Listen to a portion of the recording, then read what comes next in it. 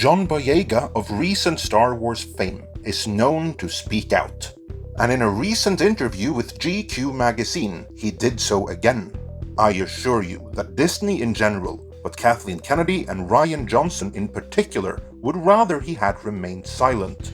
Because although they weren't mentioned by name, it was very much so them he threw under the bus. In this editorial, I will go through what he said as pertaining to Star Wars, and why he, in my opinion, was right in saying it. John Boyega gave a lengthy interview to GQ magazine with a clear activist angle, but here we'll stick to the passages pertaining to Star Wars, as they serve to further document just how badly the franchise has been mismanaged under Kathleen Kennedy's reign at Lucasfilm. After going through his experiences with stylists and hairdressers who evidently had very little experience with and sensitivity towards black people, Boyega was asked how he reflects on his involvement with Star Wars and the way the newest trilogy was concluded, to which he replied, "It's so difficult to maneuver. You get yourself involved in projects and you're not necessarily going to like everything. But what I would say to Disney is do not bring out a black character, market them to be much more important in the franchise than they are, and then have them pushed to the side. It's not good. I'll say it straight up." That is then followed by GQ magazine adding in some more detail to underline Boyega's point. They say, he is talking about himself here, about the character of Finn, the former stormtrooper who wielded a lightsaber in the first film before being somewhat nudged to the periphery. But he is also talking about other people of color in the cast, Naomi Ackie and Kelly Marie Tran, and even Oscar Isaac, a brother from Guatemala, who he feels suffered the same treatment. He is acknowledging that some people will say he's crazy or making it up, but the reordered character hierarchy of The Last Jedi was particularly hard to take. The reordered character hierarchy of The Last Jedi, also known as the cinematic love child of Kathleen Kennedy and Rian Johnson. The movie the entirety of the entertainment media complex hailed as the best thing since Citizen Kane upon release. That is the movie where John Boyega's Star Wars-related grievances begun for real. Boyega himself continues, "Like, you guys knew what to do with Daisy Ridley. You knew what to do with Adam Driver. You knew what to do with these other people, but when it came to Kelly Marie Tran, when it came to John Boyega, you knew bugger all. So what do you want me to say? What they want you to say is, I enjoyed being part of it. It was a great experience. Nah. I'll take that deal when it's a great experience. They gave all the new ones to Adam Driver, all the new ones to Daisy Ridley. Let's be honest. Daisy knows this. Adam knows this. Everybody knows. I'm not exposing anything. Boyega might not be exposing anything we didn't know already, but still, it's important that he speaks up, because then it matters.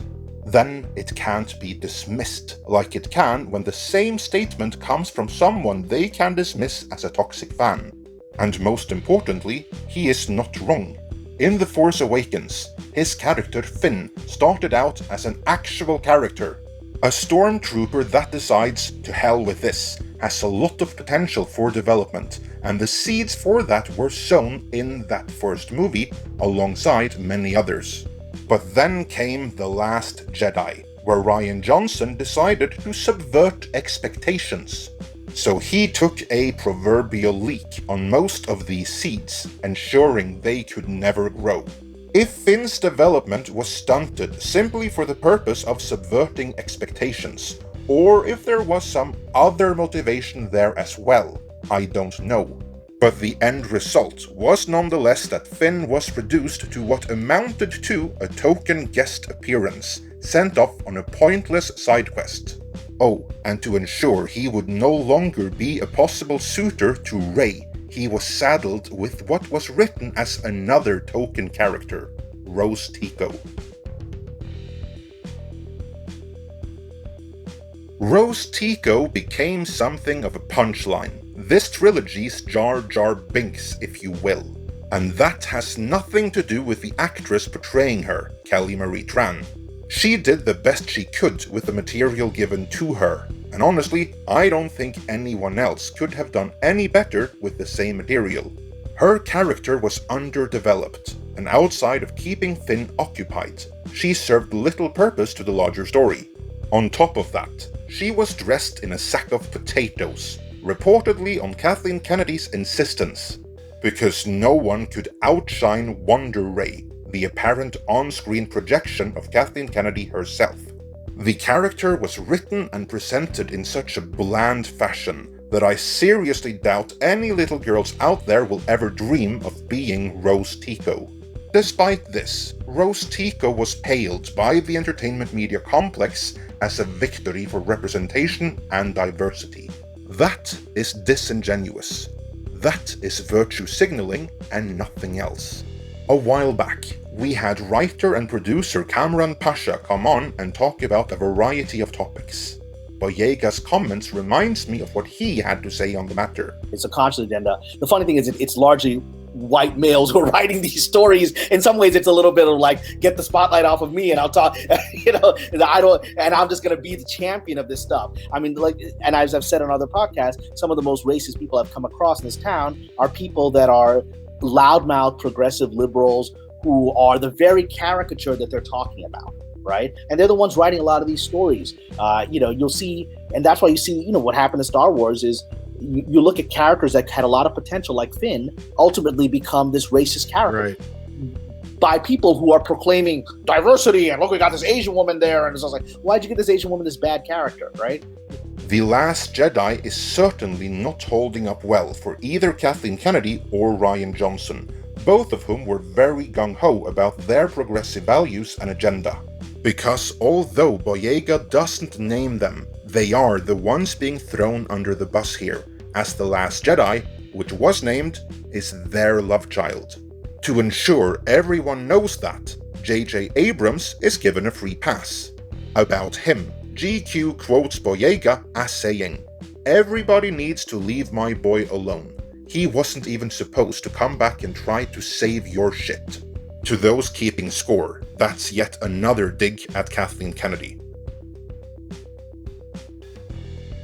There are many takeaways from this article, and most of them go beyond the scope of what we cover here at Midnight's Edge. What is within our realm, and which Boyega highlights here, is the sheer and utter hypocrisy of some of those who shout diversity from the rooftops and will stop at nothing to signal their own virtue. In the case of Star Wars, the virtue signalers had the power to decide what ended up on screen, and what ended up there was quite simply disingenuous. Kathleen Kennedy's brand of Star Wars was successful in taking down the legacy characters. It was successful in making Rey and Mary Sue chemically cleansed of anything anyone could recognize in themselves. But in terms of actual diversity and representation, as opposed to merely having non-white characters appear on screen, John Boyega just ensured that Kathleen Kennedy's Star Wars will go down in history as a failure. If you would like more content like this, then please hit subscribe, and if you've done so already, then check that you are still subscribed, and that you get notifications, because this platform is skimping on sending them out. Now, let me know your thoughts on all of this in the comments.